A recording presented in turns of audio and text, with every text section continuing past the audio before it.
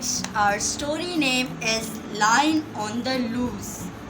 So let's get started with the story.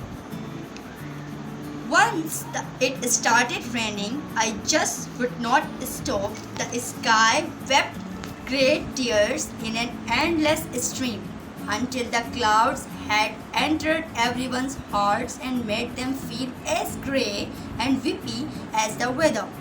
But still it rained on and on. Everyone stayed at home, gloomy and bored. I wish we could do something, mourned Bobby. Nothing exciting ever happens to us, said Vicky. Mummy would not let them go out, but she tried to cheer them up by baking a cake.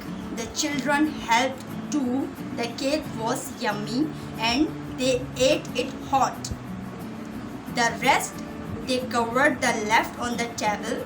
I wonder what the animal and birds do, asked Bobby thoughtfully. They must be cooped in their cages. No, silly, I mean the wild ones, the tigers in the jungles, the birds on trees. What do they do in all this rain? At least they are free. Think of the animals in the zoo. How awful for them. And it was true. The animals in the zoo were worried and irritable. The wetness was terrible for the creatures big and small. The more it rained, the more everything filled up with water. The moat around the lion's enclosure filled up too. The lion watched. He was an old fellow who had never been out to the enclosure. He had never seen anything like this before as the water lapped the sides of the moat temptly. The old fellow decided to make a go for it. He shifted here and he sniffed there. He put one paw delicately into water and then with one big breath he jumped right at first. He sank. Then he panicked. He thought for an awful moment that he was going to die. But he didn't. His mighty head popped up and paddled along until he could feel the wall just under his chin. Putting his big paws onto the wall, he heaved himself up. And then he was out and free to walk around the world just as he had seen hundreds of people do. Now he, the mighty Raja, was going to have the adventure of lifetime. No one saw him, for it was night and all the zookeepers were fast asleep. Lion walked out, king of everything he saw. Softly, he crept on padded feet to the enclosure next to him. He grinned in at the bear who woke up with a start. He looked in all the cages and thought how wonderful it was to be free. Then he had an idea. He was going to be ready. He was going to be really free. What was the point of freedom if he was still within the four walls of the zoo? So, asking the way at every cage he passed, Lion reached the main gate. He could smell a human. He carefully peered into the ticket booth. Sure enough, the guard sat there. Lion was a clever old fellow and knew that the guard would not let him just walk out, so he waited and watched. The guard didn't move. He snored gently when Lion was sure that the man was fast asleep. He padded his way past him gently. Hup, said a guard. In his sleep, Lion almost roared in fright. But he didn't. He waited quietly until he was sure that all was safe, and then he was free, really free.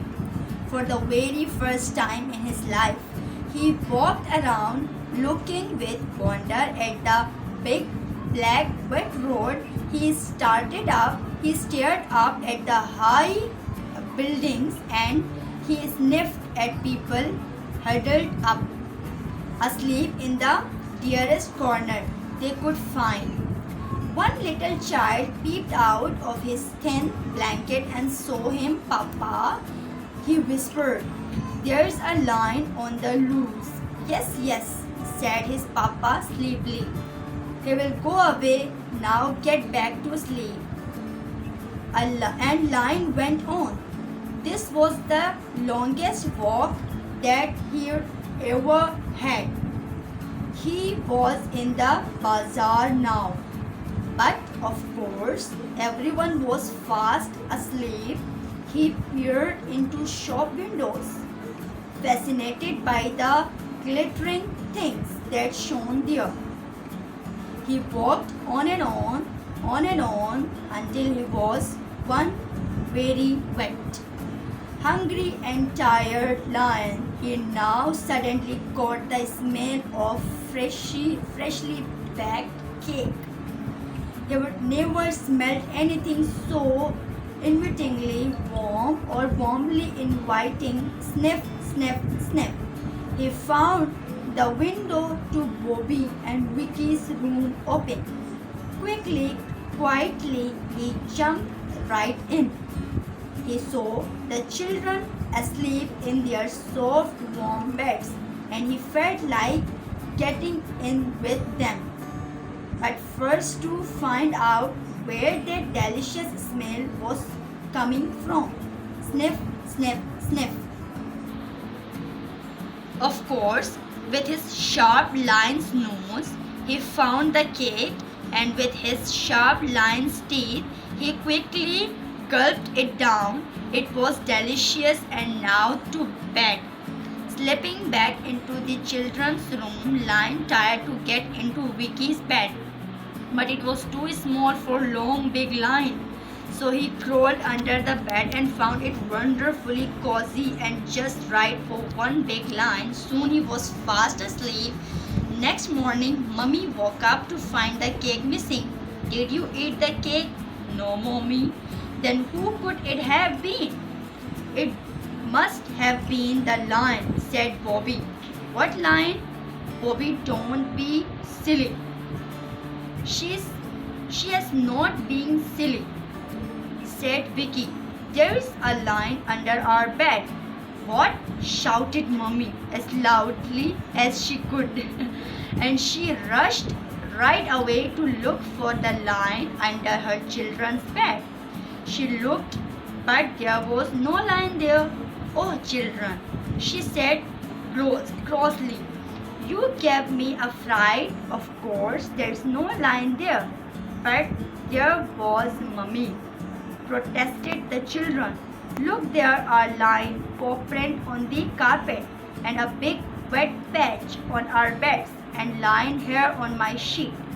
Mummy had to believe them then, but try as they might, they could not find the lion anymore. And do you know why? The lion had a good snooze and decided to get back to his cage before there was any fuss. So he had slept away at dawn, and no one saw him going. He slept past the guard, who still lay asleep, and swam back into his cage. What an adventure it had been! But he was glad to be home. As soon as the rain stopped, Bobby and Vicky went to the zoo. They stood outside the lion's enclosure and whispered to each other. I'm sure that our lion recognized them too, and let out a big rumbling roar of a thank you to his little friends. Maybe next time it rains very hard, Lion may come to your house. So remember to give him some freshly baked cake. That's all.